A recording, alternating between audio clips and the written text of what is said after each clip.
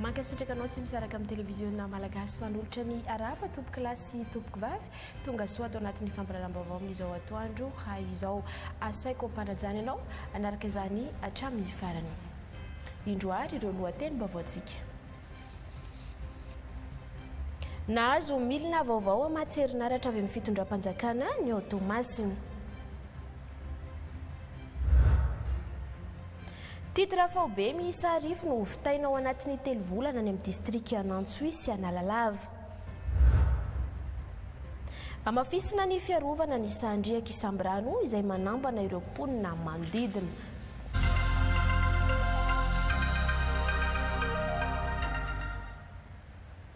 Mitoy ny ezaka fanatsarana ny fiainam-bahoaka manerana ny faritra rehetra eto Madagasikara araka ny efa fantatsika dia nitsidika ny Tomasina ny filohan'ny fanavaozana ny Repoblika mivady omaly niaraka tamin'ireo mpikambana vitsivitsy eo anivon'ny gouvernemanta notariany praiminisitra anisany nitondran'izy ireo vahaolana ny resaka famatsiana herinaratra izay nampitaraina ny mponina ataorian'ny fandalovany rivodoza Gezany. Araka izany dia natolotra ny vahoaka ny Tomasina ny milina lehibe fanampiny anampy amin'izay famatsiana herinaratra izay Aisa Abbas Romial Rakotoarimanana TVM Tomasina.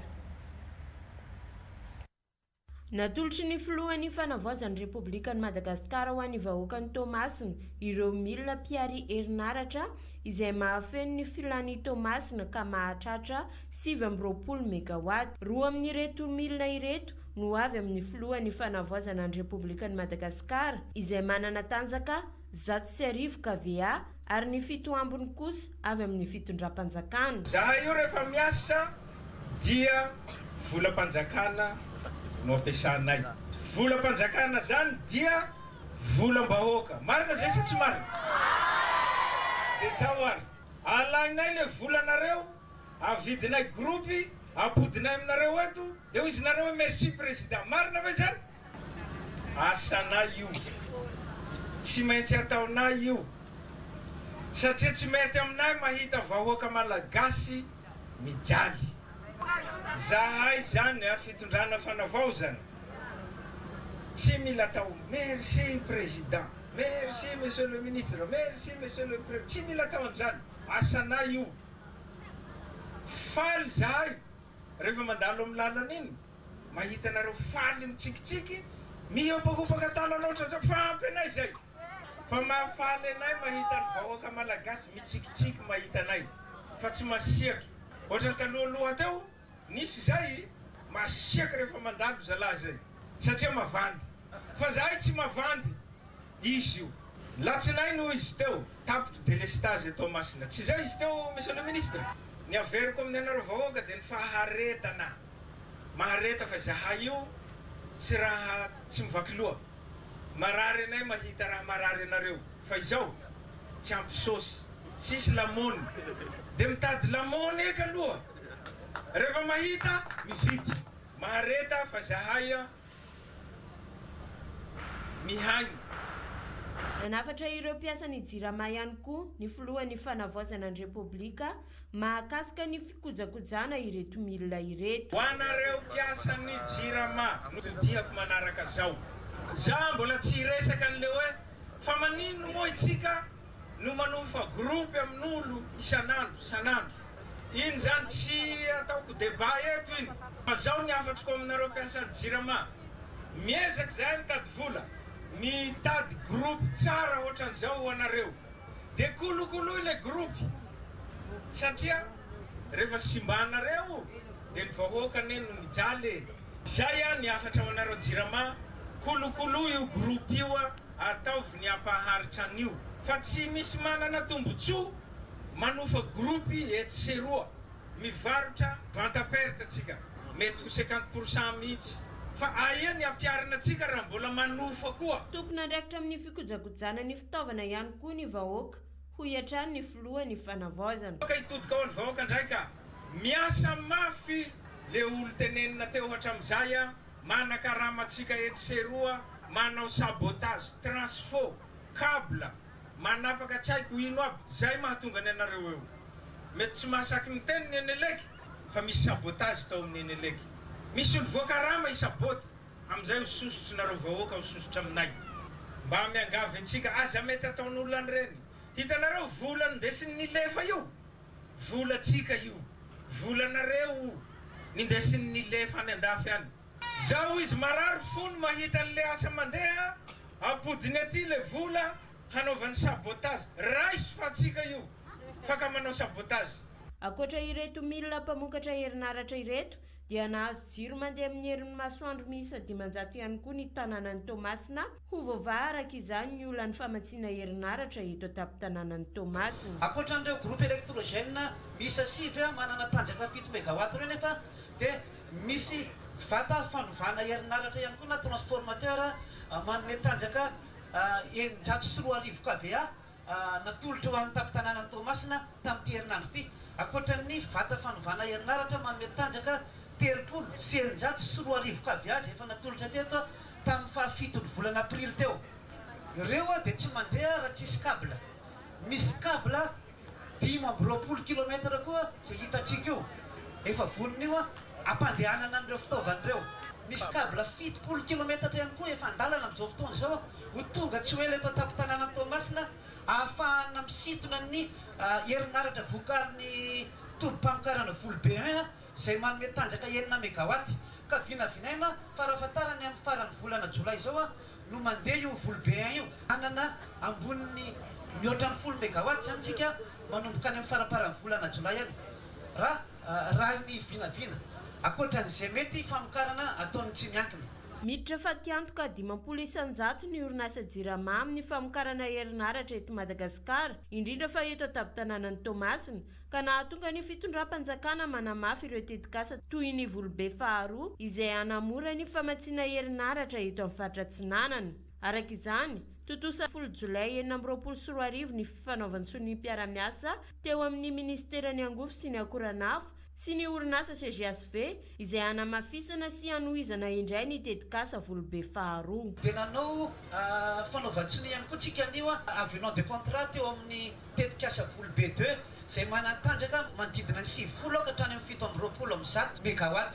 Io tetikasa io dia nikatso nandritra ny 10 taona fa ny tanjontsika dia ny ampandeha ny tetikasa rehetrarehetra ho tombotsoan'ny vahoakan'ny Toamasina sy ho fampandrosoana ny firenena amin'ny sarany izay zakantsika. Ho fantatra amin'ny herinandro avy ihany koa ny orinasa azo ilay tetikasa famatsiana herinaratra azo avy amin'ny herin'ny masoandro izay mamokatra herinaratra 20 mégawatt. Zay ny makasika niny fa ankoatra ny resaka fotodrafitrasa sy ny angovo dia anisan'ny sehatra iray mitana anjara toerana lehibe amin'ny fampandrosoana ihany koa ny fampianarana ambony ambohi-pionan'ireo mpikaroka avy amin'ny lavalnosy sy avy any ivelany ny tao amin'ny oniversitény Toliara nandritra ny fikionan-doha siantifika iray sampirenena izay mikarakaray ny oniversité sy ireo mpiara-miambonantoka maro tao anatin'ny roa andro. Marceliara Volonjanary, Martial Andriamanantena. Ireo vokapikarohana mitondra vahaolana amin'ny ady amin'ny fiovaovan'ny toetrandro no asongadana mandritra ity fihaonam-be siantifika iraisam-pirenena maro lafy ity. Sehatra anomezan-danja manokana ny vokapikarohana izay fitaovana manampy amin'ny fanapahan-kevitra ary ampahafantaran'ireo mpikaroka na avy eto an-toerana na avy any ivelany ny fikarohana izay nataony makasika ny fiovaovan'ny toetrandro. Misy tanjona anankiroa bevata fampahafantarana ny vokapikarohana izay atao amin'ny Université de Toliara sy manerana izao tontolo izao. Tanjony kolôky faharoa zany dia io vokapikarohana io tsy mijanona mba ho diplôma fotsiny fa fitaovana lehibe anankiray tokony hoentiny fitondram-panjakana sy ny mpitondra fampandrosoana hoentiny mampiroborobo ny fiainan'ny mpiara-monina. Raha mijanona ho vokatra any amin'ny université fotsiny izy dia atao hoe matiantoka ny firenena. Fa raha ampiasaina ho fitaovana dia mitondra fampandrosoana ary tokony fitaovana anankiray hoentina manapa-kevitra ho an'ireo décideur ireo. Tafiditra amin'ny fampiroboroboana ny fikarohana eto amin'ny Université ny Toliara ny Hetsika. Mampiavaka ny tianjay mitoraka aty angamba dia hoe hanolotsy vahaolana ireto ny raha iretseretin'ny mpikaroka mba hamahana olana hiadiana amin'izay fiovaovan'ny toetrandro zay. Io raha fa misy dia ataontsika kory ny hiaina hiaraka aminy. Dia izay ny ataontsika vaindohan-jaharaha manentana an'ireo entreprise mpanjaharaha eto Toliara na avy any ivelany afaka miara-miasa zahay hamadihantsika ireo vokapokaroanareo ho asa hamadihantsika azy ho vola. Tsy ahivina fa efa manana politika anatiny hitantanana ny fikarohany ny Universiteny Toliara. Ho any amin'ny faritra Sofia indray isika resaka fananantany izay manandanja ihany koa. Titra faobe miisa 10 no vitaina ao anatin'ny 3 volana any amin'ny distrika Antsohihy Analalava. Efa manomboka ny asa amin'izao fotoana izao ka nisy ny fiorana teo amin'ny vahoaka izay sitraka izany hitany Antsohihy. Anisara Miarambelo. Katato amin'ny fokotany Kirik Sud ny fanokafana amin'ny fomba ofisialy ny hetsika titra faobe ho an'ny fananantany. Izao moa dia tafiditra amin'ny fanamby fanjakana malagasy ankehitriny dia ny fanavaozana amin'ny alalan'ny ministera ny fanajariana ny tany sy ny raratany dia ny fampisitrana ny malagasy ny taniny. Ka isan'izany ny fanamorana ny fahazoana ny titra amin'ny alalan'ilay hetsika titra faobe dia ny ODOC na opération domaniale concertée. Nisy ny fionana mivantana amin'ny vahoaka amin'ny fanazavana ny fepetra afana sitraka ny titra faobe izay isy ny fidinana ifotony, ny fametrana ny tsatobato na ny borne ary ny vidina tany izay amin'ny sara ny farany ambany. Mora ny vola hifaigny aminazy raha hoarigny amin'le hatao andavanandro sady malaky ny fotoagna anaovagna azy. Ny antanatohatra ny fangatahana tany jiaby amin'le mahazatra antsika andavanandro igny afoezigny zany zigny izy koa fa agnano titra faobe izay. Ampiarahigny aby ny fandrifesana, ampiarahigny ny reconnaissance ary niaraka mandeha koa zany ny tsatobato 300,000 ariary na 3 hetsy ny sarany fanaovagna zay titra faobe zay isaka tany. Ny vidin'ny tany koa ma zany efa niferagna agnatin'ity note ty hoe 10 ariary raha ohatra ka tany famboliagna zany ny angatana amin'ny domaine ny metara toradro. Na tany efa misy tragno, na tany fa nisy tragno mitotro, regny dia tafiditra agnatin'ny tragno fogna regny. Ndraiky zany 20 ariary ny metra toradro. Sektera miisa 3 no hita amin'ny fokotany Ankiririka Sud 2 dia Madera, Ambendrana ary Ankiririka 2 izay naliana ny vahoaka izao ho fitsimbinana azy ireo izao. Ny distrika ny Antsohihy Analalava no misitraka ny hetsika titra faobe ka ny 14 volana Oktobra izao no izarana izany a Babemaso. Mbola mitohy moa ny fisoratana anarany eny anivon'ny fokotany tsirairay avy hatramin'ny 30 volana Jolay izao. Mbola izay resaka fananantany izay ihany nanatanteraka ny baiko famahana ny olana eo amin'ny fananantany ny tany Menabe ataorian'ny fidina ny filohan'ny fanavaozana ny Repoblika niona tamin'ireo tompona ndraikitra misana izany no nanapahan'izy ireo hevitra fa asiana varavarana misokatra anaovana izay hetsika momba ny fananantany izay nanomboka ny 9 Jolay lasa teo. Isabelle Djouda, Celestine sy Andry Marson. Hatao fanao isam-bolana ny varavarana misokatra izay ihainona ny taraim-bahoaka ka amahana ny olana eo amin'ny resaka tany ato amin'ny faritra Menabe.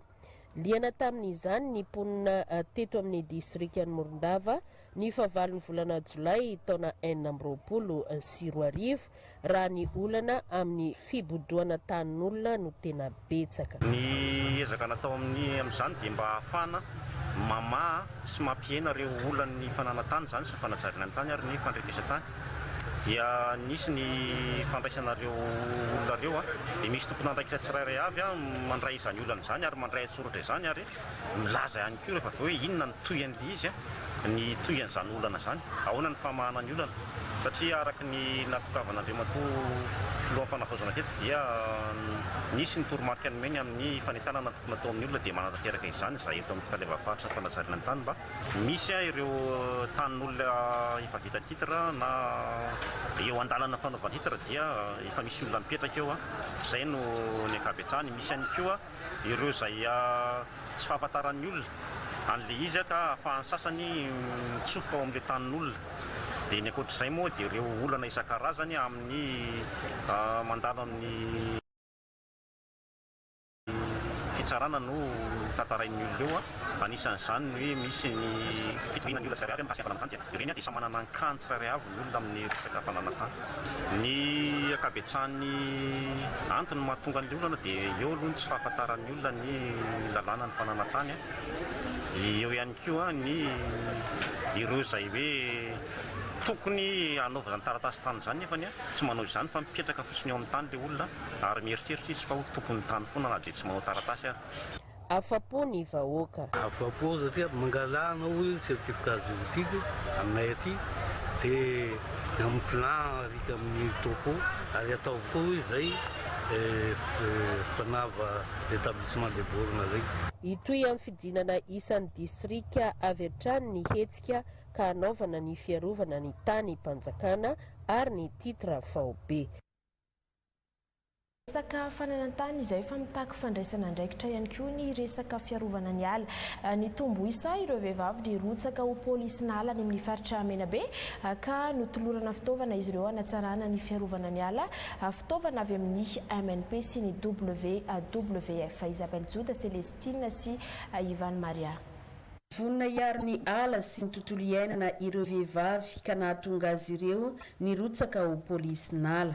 Hita taratra izany amin'ny ilany avaratra sy antsimony faritra Menabe.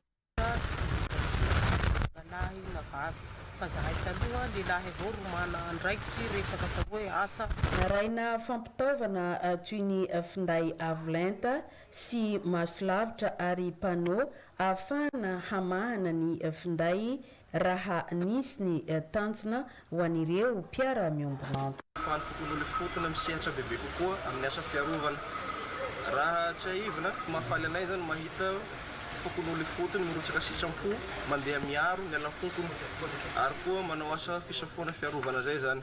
Izay moa zany miara-miasa akaiky amin'ny VVF Madagasikara ty manao ambolo serbina dia ny ekipan'zareo zany misy fampianarana zay atao androany fomba fampiasana le smart ahafahan'zareo manao fisafoana zay zany dia ny ekipan'ny VVF Madagasikara no manao appui de proximité zany amin'le fampiasana ny smart io ary koa raha misy olana ny fotony zany dia zareo no tena hiantsehatra aminy zany amin'ny asa raiky. Dimy amby 500 ny totalireo polisinala zany hoe ao anatina fokotany ray dia misy anankivalo ny polisinala misy lahy izy ireo misy vavy. Dia raha commune misy anazy zany dia ao ny commune Randanipasy, ao ny commune ny Bebe-sur-Mer, ao ny commune ny Morodava, ao ny commune ny Benonga ary ao ny commune ny Marina. Hanatsara ny asa fiarovana izany hoy ny solitena ny mpisitraka. Ny tombony ho azonay fampiasana an'io fanomezana io manana tsaikefa zahay ary manana raporo azo alefanay amin'ireo mpiara-miombonanto sy amin'ny androm-panjakana zay miara-miasa miaro amin'ny tontolo iainana io.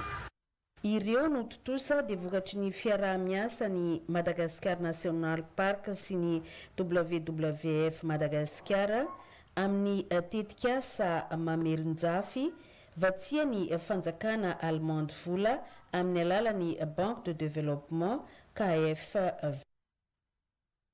Etsika hafa momba izay fiarovana ny tontolo iainana izay no natao tany Ambanja commune 12 amin'ireo 12 manamorona ny renirano ny samby rano ny amin'ny distrika any Ambanja no ola sipatra amin'ny fikoanandrika izay miteraka fampitena zavatra maro indrindra fa ny fambolena antony nanaovana etsika ho fanentanana ireo commune mikampana ao amin'ny COGBS na komity misahana ny sandriaky samby rano sy ireo mpiara-miombonanto kaminy sady nanokafana tamin'ny fomba ofisialy ihany koa ny fitaom-piarovana ny sisin-drano tsy kaondriaka kinis bezandry.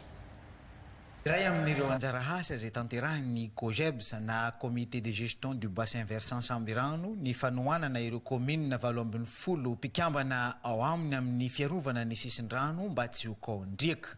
Antony ty etsika laka 20 izay natao teto Migiko commune ny Ambohimarina nanentanana ireo commune manamorona sy voakasika ny renirano ny Sambrano mba hiaro ny sisin-drano. Commune agnatin'ny COGEBS 18 na 17 amby. Amina 17 amby ary 12 zay touché fortement amin'ny Sambrano ary zay fakohiny manahira gn'olo jiaby. Donc tsy maintsy misy etsika ataon'ny COGEBS mba ahafahana ampihegny les dégâts misy. 1 km et demi à 2 km amin'ny taogno ty tokony tratrariny commune tsaraikaraika 12 io. Ary agnisan'ny nangatana eto ry tokony misy délibération ataon'ny conseil ao amin'ny commune tsaraikaraika 12 mba hasevany maire arrêté magnaraky ny délibération io mba ahafahan'le olo motiviavigny satria tsy vitanifa mbola ijotso ny kaigny teto zegny ny SLC, ny kaigny teto ELS, ny kaigny teto maire. Ro telo igny amy resaka gira zay gestion intégrée de ressources en eau tompona andraikitry tanteraka. Tany tsary ny tombo fanenagnatsika mety ho potiky arova izy baikanao tsy veta no lohahevitra banjinina mandritra ny fitompiarovana ny sisin-drano izay natomboka teto Migiko. Isan'ny nanamarika ny hetsika teto izao fambolena bararata na trema teto amin'ny sisin-drano izao sy ny fitsidiana ity toerana izay efa nohajariana ka efa mahavokatra izao ary ny fijerena izao toerana misy ny siniben'rano mamatsy rano fisotro madio izay ho hatsaraina ho tombotsoan'ny mponina eto amin'ny tanànany Migiko. Metoy kosa ny ady amin'ny dorotanety any Voemary hanana tanteraka atrikasa fankatoavana ny drafitra vonjitaitra isa-paritra momba ny dorotanety sy ny doroala ny faritra Sava izay fiara-miasa tamin'ny tetikasa FSRP tombo feno Azoralia.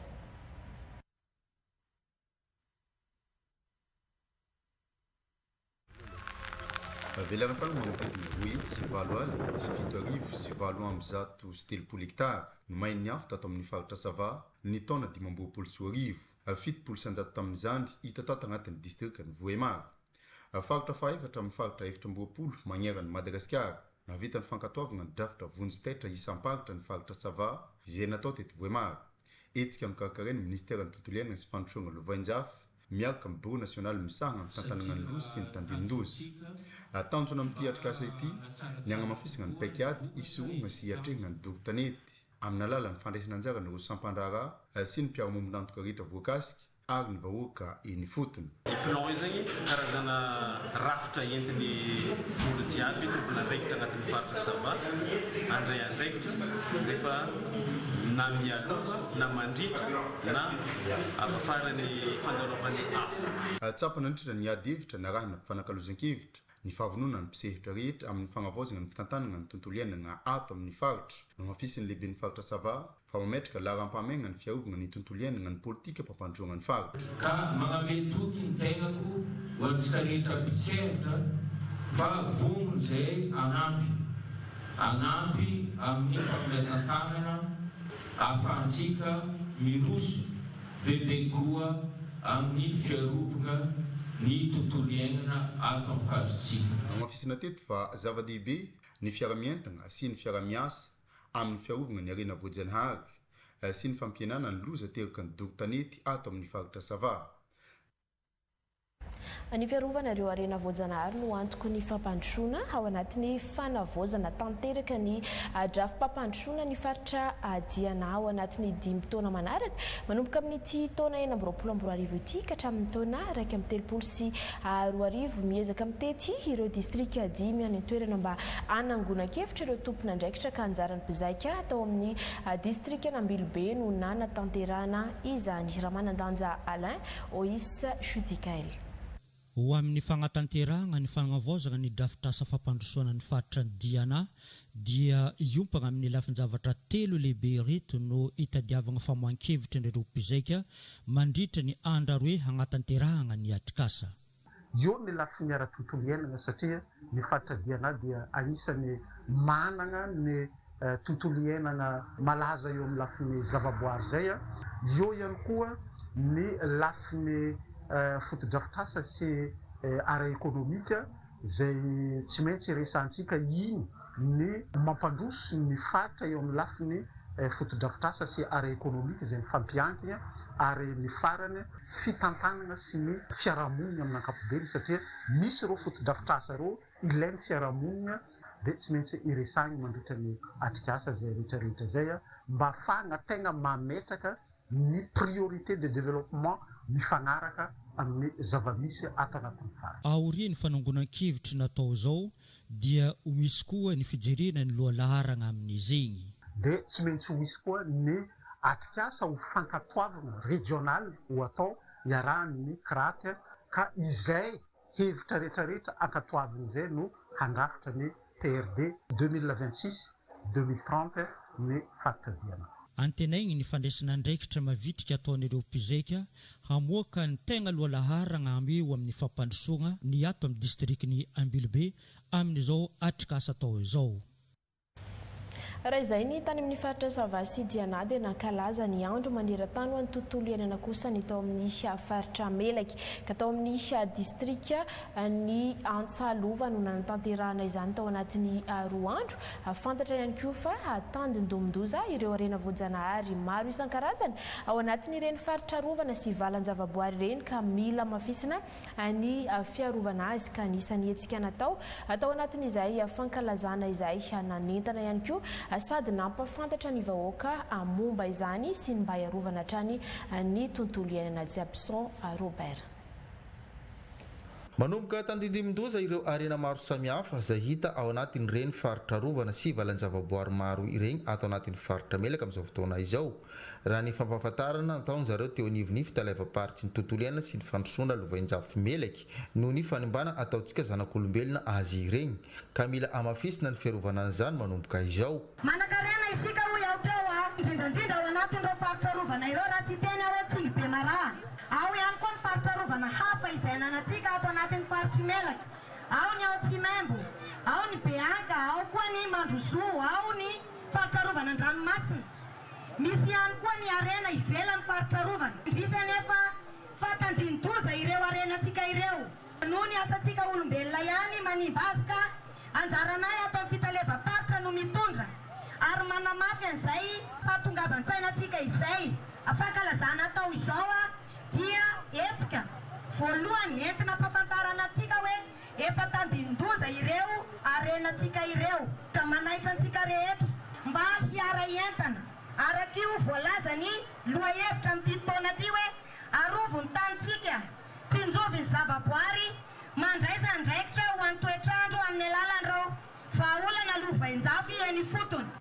Manoloana izany moa dia andro telo lehibe manandanja maneran-tany no nomarina teto amin'ny komina ny Bekopaky distrika ny Antsalova tamin'ity taona ity dia ny fankalazana regionaly ny andro maneran-tany ho an'ny tontolo iainana, ny karazan-java-mananaina, ny fiangazanana sy ny haintany.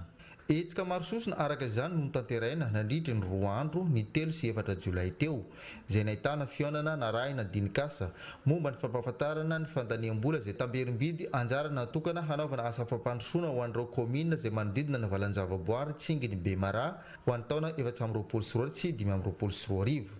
Nosatarina tamin'ny alalan'ny diabe ho an'ny tontolo iainana kosa ny ivon'ny fankalazana ny 4 Jolay.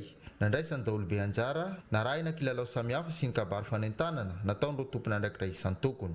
Nitarika an'izany hetsika rehetra izany taty an-toerana ny lehiben'ny faritra Melaky sy ny prefeny Maintrano, notronon'ireo tompona andraikitra isan-tokony sivily sy miaramila. Ny fitalevam-paritsy ny tontolo iainana sy ny fandrosoana lovain-jafy Melaky miaraka amin'ireo mpiray ombinantoka aminy kosa no niara ny karakara sy nanatotsosa an'izany rehetra izany. Ivadika lafim-baovao afa-tanteraka isika efa mbola hijanona any amin'ny faritra Melaky. Entam-barotra lan-daty maromaro nahitana kojakoja ilaina amin'ny andavanandro no tratra teny amin'ny tsena mpamongady sy mpanjara tao Maintirano ka nodorany teo anivo ny fitalevam-paritra ny varotra sy ny fanjifana Melaky mba ho fitsonjovana ny fahasalamany vahoaka jiaby. Robert.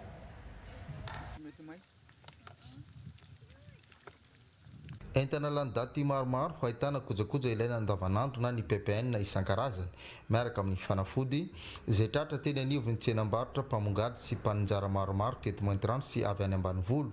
Araky ny fitsiriana nataony zareo teo anivon'ny fitalevam-paritsy ny varotra sy ny fanjifana ato anatin'ny faritra Melaky no nodorana ho fitsinjovana ny fahasalaman'ny vahoaka mpanjifa. Atao zao ifandorana entana lan-daty zao izay enta tsatsy tato amin'ny distrika Maintirano ambonivohitra sy komina izay akaiky ny Maintirano. Natao moa izao mba hiarovana ny mpanjifa amin'ny fahasalamana.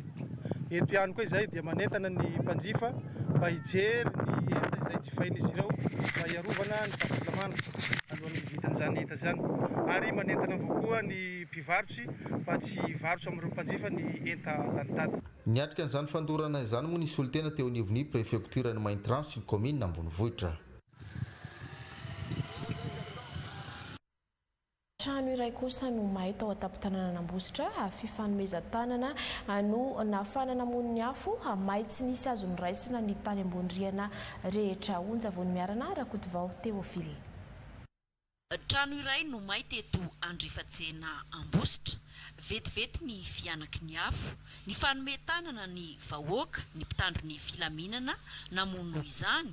Nanomboka tamin'ny 2 ratolakandro teo moa ny firehetana ka tamin'ny 4 ora mahery izany hoe na aritradiny roa teo vaovofehy ny afo.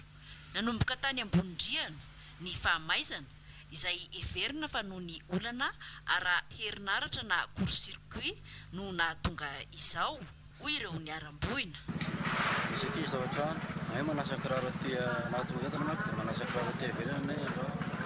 Misy ankizy mialoha tany-trano, ankizy mitanao rehetra amin'ny trano. Dia niady navela miasa dia namonjy an'ilay ankizy madika moa zany. Satria voakely dia natao nasivary taona zany, dia namonjy an'ilay zany namaka avy. Fa ny tokony problème an'ilay zany dia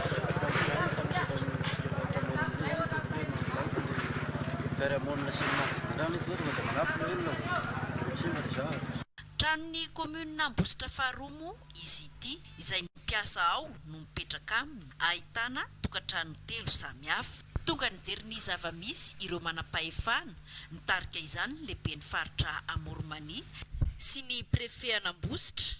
Velotaraina moa ny vahoaka amin'izao zava-mitranga izao noho tsy fisian'ny fiara-pamonjy voiny satria manano sarotra ny famonoana ny afo. Matetika hoe izy ireo dia fifanomezan-tanana sisa no ahafahana mamono izany. Toizantsika amin'ny lafiny andao arahantsika miaraka ireo fanampiana ara-tsosialy nataon'ireo malala-tanana sy mpiara-miombonantoka maro fanampiana ny mpiara-belona arahantsika vetrany.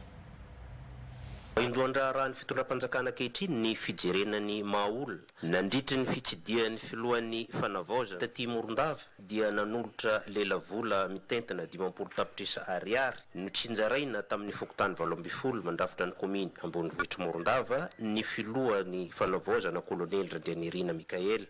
Tsy diso anjara tamin'izany ny fokotany Avaradrova. Manoloana an'izay dia niteraka tsy fitovia-kevitra teo amin'ny filopokotany sy ny fokon'olona ny fomba andaminana io vola io. Marina moa fa hitondra izao toe-draharaha izao eny anivon'ny prefekturan'ny Morondava ireo solotenan'ny fokon'olona amin'io herinandro itsidika io. Vary folgony vola 2 tapitrisa ariary na hoe 10 millions de francs miampy sira 2 gony ihany koa ny akanjo lamba firakotra hatramin'ny lasety sy vera izay everina fa kely indrindra fa ilaina amin'ny fanorenana tokantrano vaovao no natolotry ny vahoaka ny fenedevosignanana 10 fokotany ho an'ny traboina mahitrano teto ampasiposy tamin'ny alalan'ny fitia Simba Hetra. Nampiasaina ny fiteny aty amin'ny faritany Toamasina manao hoe be sy misaraka sy misara-dra magnano ka mifanohana ny rehetra rehefa misy trapaorina hoy ny lehibe ny fileovan'ny fenedevosignanana Henri Jocelyn izay nanatitra izy reto teo ampelantanany ny traboina.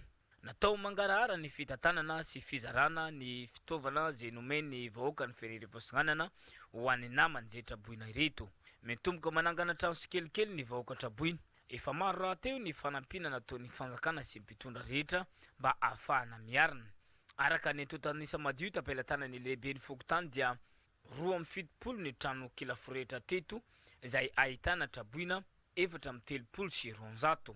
Solontenany traboina mitondra afatra ho an'ny fitondram-panjakana indrindra fa ny vahoaka ny fenedevosignanana manontolo Imama be.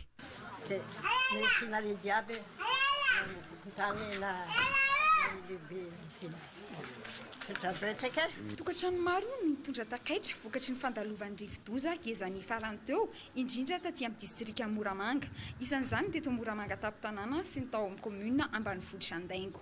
Araky ny lamina teo amin'ny ministera amponina sy ny firaisan-kina ary ny BNGRC manoloana io favoazana io dia sokajin'olona marefo manodidina 700 no misitraka fanampiana toy ny lamba firakotra, kidoro, kojakojan-dakozia sy ho an'ny vehivavy. Tanjona ho ireo tompona andraikitra ny anampiana sy anohanana ireo vahoaka tena marefo vokatry ny rivo-doza.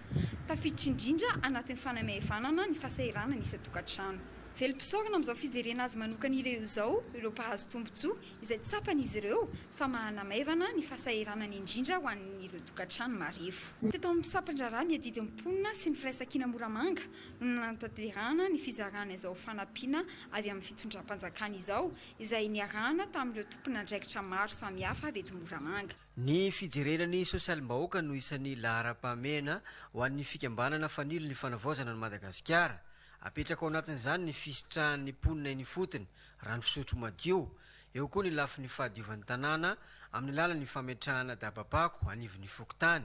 Misitraka izany neto amin'ny fokotanina Pitakely sy Ambatovory. Ho fantarana ny ambainday ny fikambanana dia tafapetraka ny mpandrindra ny FFM ho an'ny arrondissement tanàna ambony sy ny rantsa ny fikambanana hitarika izany eo anivon'ny fokotanina Pitakely sy Ambatovory. Nantotranterin'ny mpandrindrapatry ny fikambanana fanilo ny fanavaozana ny Madagasikara Tomatsiatra ambony teto fa misokatra amin'ny rehetra ny fikambanana mampiombona ho amin'ny fampandrosoana ka hisy fiatraikany eo amin'ny fiainam-bahoaka. Tsy adino ihany koa ny fiainona sy ny fitondrana ny hetahetany eny fotony. Fokotany roa ato amin'ny kominy ambonivohitran'ny Toliara dia Sanfidy sy Tsimenatsy no nozarana lamba fripy avy amin'ny fikambanana FTVM na fikambanana tanora vato mitambatra. Natokana ho an'ny marefo izao fanomezana izao.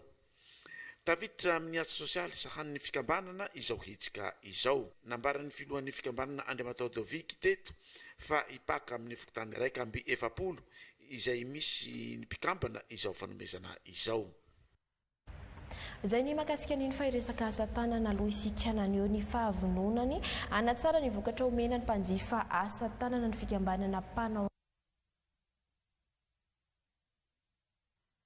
Nampiakatra ny ambopô ny iray fikambanana amonjy fionana momba ny asa tanana matetika ny nazahoan'ny fikambanana fivemima eto Antala. Ny laharana voalohany tamin'ny fampirantiana mahasarika indrindra nandritra ny journée internationale des coopératives natao tao sambavany herinandro lasa teo iny. Dingana lehibe ho an'ny fikambanana vehivavy miavotena mandrary na ny fivemima eto Antala ny fifaninanana masina amin'ny samby mpanao asa tanana nandritra ny etsika andro iraisam-pirenena ho an'ny coopérative izay. Nandrary zahay satria zegny ny asanay. Nandary zahay, nandary eritry, nandretry, nagnano pepeky zahay. Ny asa zay zisk'andro aligny minuit zahay mbola miasa fogna ta. Ke isoragna moa zareo mpitondra fanjakana nagnome voninahitra zay mpagnano asan-tagnana izy ty kety. Tsy ninay zareo fa ninay jiaby maneran'ny party sava zegny voninahitra day amin'ny raha ty. Kela ho anatsika mpagnano asan-tagnana mbô afatra mandeha amintsika jiaby zegny miezana magnano zavatra tsara fô atsika hitan'olo fô atsika ka mitsavo zavatra tsara. Aza ratsiny ny asa zay fa vitantsika fa atsaraigny zay nahatongavantsika lavitra. Mahatsapa ho ny angara izy ireo nanomboka tamin'ny fotoana nampidirana azy ireo nivarotro teto amin'ny bazary Ankolabe. Tegna nisy tombotsoa aminay isoragna maloha zareo mpitondra an-tanàna zay nafantatra nagnome zay toerana zay iasanay ty satria izy ty zegny ny afanay magnaboaka vokatra anay asan-tagnana zegny le toerana ty. Zay taloha zegny tsisy toerana boanay le evranay lasa tsy hita zegny zahay. Nahafahan'izy ireo nahafantatra ny toerana misy ny fikambanana misy azy ny fandraisana anjara tamin'ny etsika iraisam-pirenena tahaka iny ary maneho ny fahavononana amonjy ny fampirantiana samihafa mikasika ny asan-tagnana izy ireo.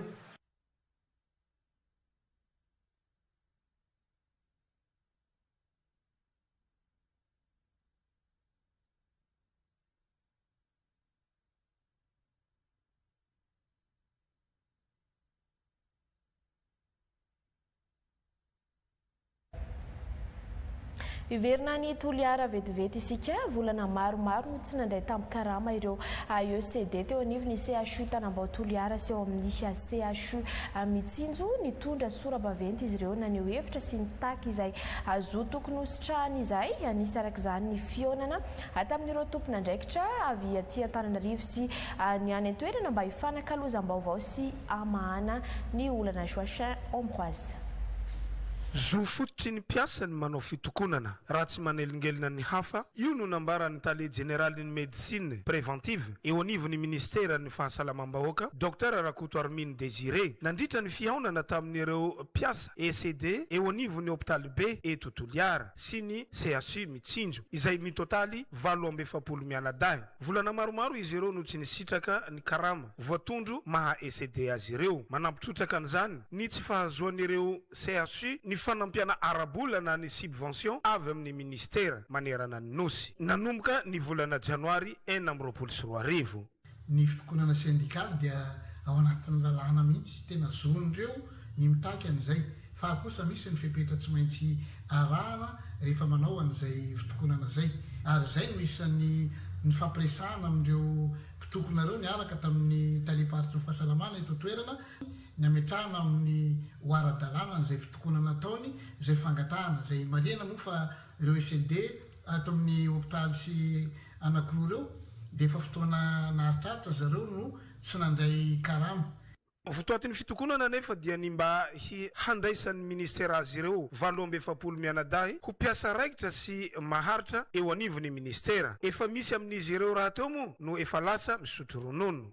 Nisy fotoana ny prime ministre tamin'izany fotoana zany nametraka hoe ho raisina daholo ireo ECD ireo dia zareo ihany indray no nandà tamin'izany fotoana zany hoe tsy ho raisina indray le ECD raha matoa ministra dia efa nametraka atao hoe baiko teo amin'ny ministera ny jerena akaiky an'ireo ECD ireo ary efa misy koa ny fampiresahana any amin'ireo ambaratonga rehetrarehetra zany zany dia midika fa efa miroso amin'ny fijerena vahaolana. Ny anankiray tena isan'ny olana an'zareo koa dia hatramin'izao tsika miteny zao ny subvention zay tokony ho alefa amin'ireo hôpitaly anankiroa ireo dia mbola tsisy tonga aty toerana na ariary ary efa manome baiko an'izay raha matoa ministra ny ana fahinganana ny amoahana an'izay subvention zay. Tsy hevina fa tsy eto amin'ny faritra Atsimo andrefana ihany no misy an'izao fitokonana izao fa manerana ny farim-piadidiam-pahasalamana eto Madagasikara no ahitana azy. Resaka tsy fandriam-pahalemana kosa andray fepetra momba ireo panely tsaoany mena be ireo mpitandro ny filaminana ka nampafantatra ireo mponina any an-toerana ny rindran-damina izay ho apetraka Isabelle Jota Celestine no mitatitra izay. Manambatra ny hery ho fiarovana ny mponina ato mena be amin'ny lafiny rehetra ireo mpitandro ny filaminana telo tonta indrindra amin'ny tsy isiany fanelezana tsaho na ny vaovao tsy marina ka hiteraka savorivoro. Manoloana ny zavatra mitsanga amin'izao fotoana zao ny mpitandro ny filaminana izay avy ato amin'ny police pyrénéenne gendarmerie nationale ary ny tafika dia mandray anjakitra feno amin'izao zavatra miseho zao. Anisan'izany dia ny paikady manokana napetraky ny mpitandro ny filaminana mba hisoroana izany toejara mampisavorivoro zany. Dia tsy inona zany fa dia ny fidinany fotony ao ny fanentanana eny amin'ny fokotany, eny amin'ny sekoly, eny amin'ny fiangonana sy toerana be ankizy na toerana mampitangorona olona amin'ny tokony anjaikitra raisiny tsiraidzay manoloana ny ankizy sy ny tanora amin'izao fotoana zao. Manarak'izay ihany koa misy ny fisafona matetika amin'ireo toerana ireo amin'ny oratsy voafetra ireo mpitandro ny filaminana ireo mba ahafahan'ny vahoaka matoky mba miaina ampitoniana fa tsy misy izany tsangazavatra zany eto amin'ny faritra mena be ary izay no ny antom-pisian'ny mpitandro ny filaminana amin'izao. Eto zahay dia entitra ny fandraisana andraikitra ary mbola mampitandrina ireo manana-paritaka vaovao tsy maro-potitra na eny amin'ny tambanjotra serasera zany na eny amin'ny fokotany eny.